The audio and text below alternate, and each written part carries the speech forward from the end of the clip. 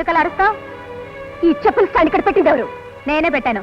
నా రూమ్ చిన్నదిగా ఉంది, సరిపోక ఇక్కడ పెట్టాను. ఆగు, గది చాలకపోతే వరండాలో పెట్టాలి కానీ పూజ గదిలో పెడతావా? అవి వరండాలో పెట్టే చెప్పులు కావు, ఖరీదైనవని నీ మంచం మీద పెట్టుకుంటావా? మర్యాదగా వాటిని ఇక్కడి నుంచి తీసేయి.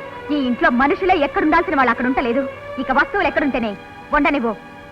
ఎంత పొగరే నీకు! దేవుణ్ణి ఎత్తిన చెప్పులు పెట్టింది కాకుండా నీకంటే పెద్దదాన్ని ఎదురిస్తావా? పెద్దరికం అనేది అవతల వాళ్ళు నిలబెట్టుకుంటేనే మిగిలింటుంది, లేకపోతే అది గాల్లో కలిసిపోతుంది. ఎంత మాట, ఎంత మాట! మాటకి మాటకి ఎదురిస్తావా? ఉండు, ఇప్పుడే ఆ చెప్పుల స్టాండ్ తీసుకెళ్ళి బయట మారేస్తాను.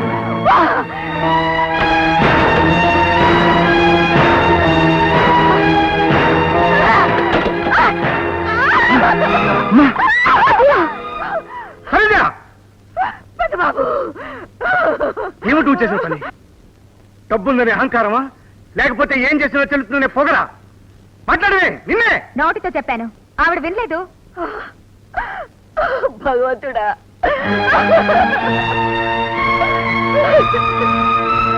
నువ్వు చెప్పిన మాట అమ్మ వినాలా? ఇదేనా విదేశాల్లో నువ్వు నేర్చుకొచ్చిన సంస్కారం? నువ్వు క్షమించడానికి 2 తప్పులు చేశావు. ఒకటి పూజ గదిలో చెప్పులుంచడం, రెండవది తల్లి లాంటి అత్తగారి మీద బలప్రయోగం చేయడం. ఈ 2 తప్పులు చేసి ఈ ఇంటి పరువు మంట కలిపావు. ముందెళ్ళి అమ్మ పాదాల మీద పడి క్షమాపణ కోరుకో. జరిగిందేదో జరిగింది, అమ్మను క్షమాపణ అడుగు సరోజా. ఇంపాసిబుల్. అడ్డమైన వాళ్లకు క్షమాపణ చెప్పాల్సిన అవసరం నాకు లేదు.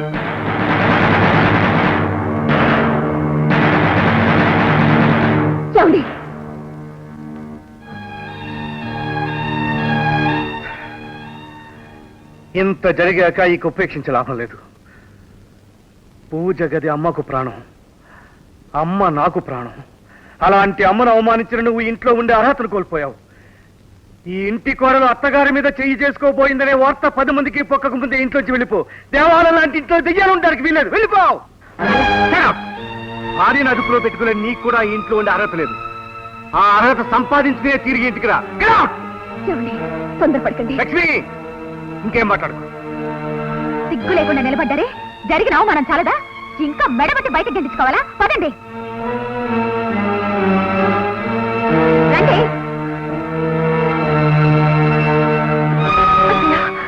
రాము వాళ్ళు వెళ్ళిపోతున్నారా? మీరేనా ఆయన క్షమించమని చెప్పండి అత్తయ్య. లక్ష్మి, వాడి నిర్ణయం ధర్మ నిర్ణయం. వాళ్ళని భగవంతుడే కాపాడాలి. నీ అబ్బా బర్మాలో బజ్జీలు అమ్ముకునే ఫేసు నువ్వు ఎంతసేపు రాయి పనులు కానీ కానీ రాని. హాయ్ బావా. అడుగు పెట్టగానే పిడుగు పడిందన్నట్టు అమెరికా నుంచి రాగానే ఇలాంటి గణం వచ్చి పడిందేంటి బావా? అందుకే నేను బాధపడుతున్నాను. అసలు ఇదంతా మా బావగారే కావాలని చేశారన్నయ్యా. నువ్వేం తక్కువ చేసి ఉండవులే, నా చెల్లెల సంగతి నాకు తెలీదు.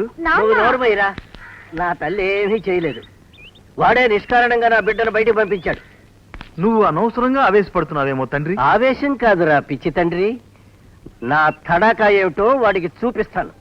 నమస్కారం సార్, అయ్యగారు లోపల బిజీగా ఉన్నారు సార్. బిజీగా ఉన్నారు, క్యాంపుకి వెళ్ళారు అనే డైలాగులు కొట్టకు. నాకు తిక్క రేగిందంటే లైఫ్ కటింగ్ అయిపోద్ది. నోరు మూసుకొని కూర్చోరా. కాకినాడ సంతలో కాకులమ్ముకునే ఫేసు నువ్వు.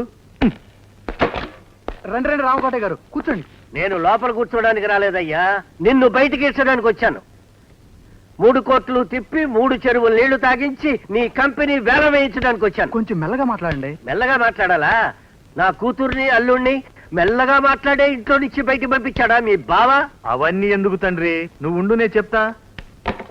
రేయ్ గొట్టం, మా తండ్రి దగ్గర తీసుకున్న 5 లక్షలు 5 రోజుల్లో పువ్వుల్లో పెట్టి ఇవ్వకపోతే నీ కంపెనీ ఏలామైపోద్ది, నీ పుచ్చ లేచిపోద్ది, నీ పెళ్ళాం తెల్ల చీర కట్టుద్ది.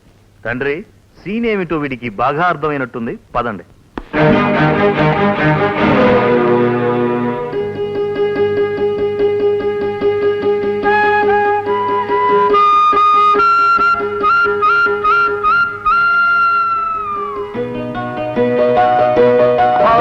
నువ్వే కాపాడాలి బావ.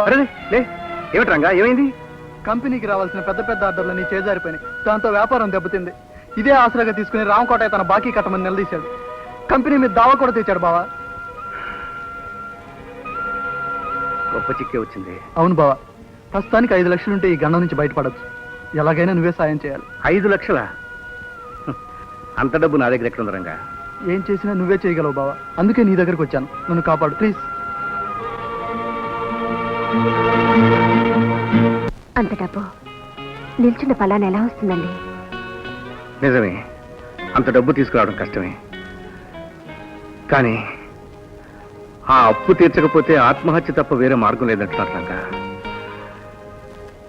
అలాంటిది ఏదైనా జరిగితే ఎన్ని లక్షలు ఖర్చు పెట్టినా తిరిగి చెల్లెలు పసుపు కాదు తీసుకురాలేము. అయ్యయ్యో, అంత మాట అనకండి.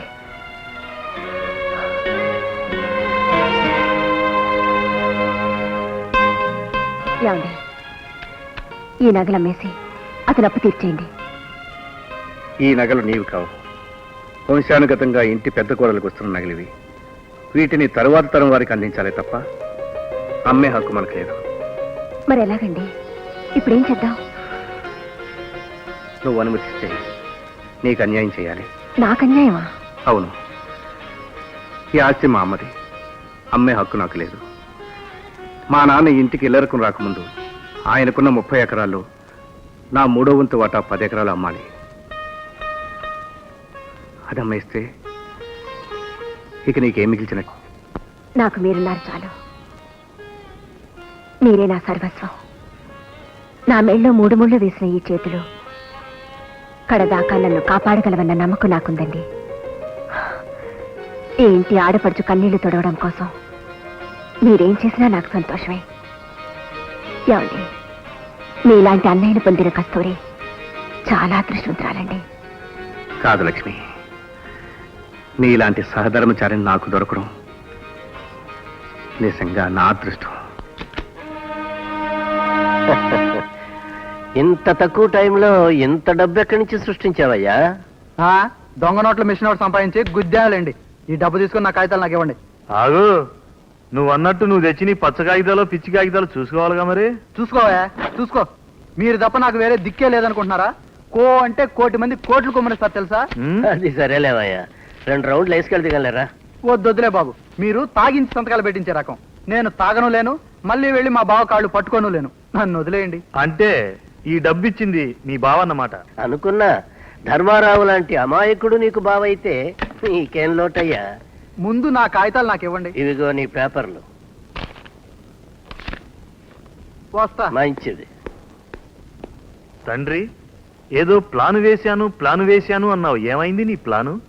చెప్పుచ్చు కొట్టినట్టు డబ్బు నీ ముఖాన కొట్టించాడు ఆ ధర్మారావు. ఈ రామకోటయ్య అంత సులువుగా ఓడిపోడురా.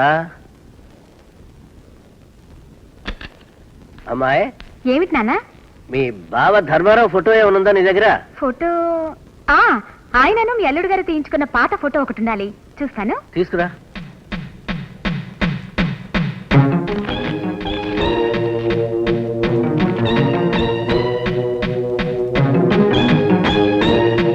ఇదిగో నాన్న పాత ఫోటో.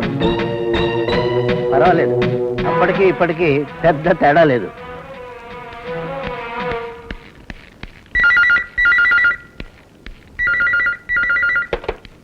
హలో, ఆ ఎడం పక్కన ఉన్న మనిషి అంటే వీడన్నమాట. అర్జెంట్ పని మీద ఉన్నాను, ఒక అరగంట ఆగి ఫోన్ చేయి. బాగా గుర్తుపెట్టుకోండి. ఆ పొరపాటు ఏమి రాదులేండి, ఇదే మా కొత్త. ఎందుకైనా మంచిది ఆ ఫోటో చూసి మరీ కొట్టాలి. అలాగేనండి.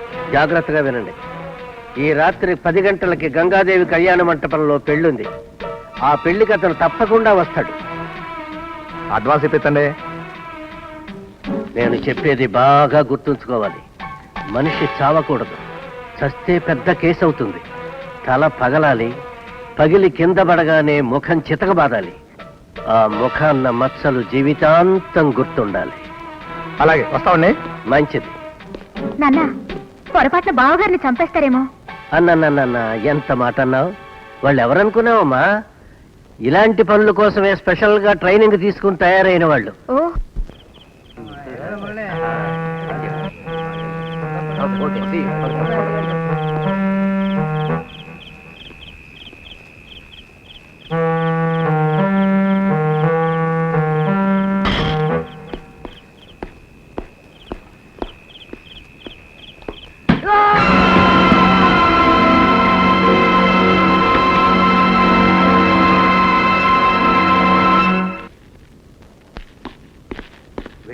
అయిందా?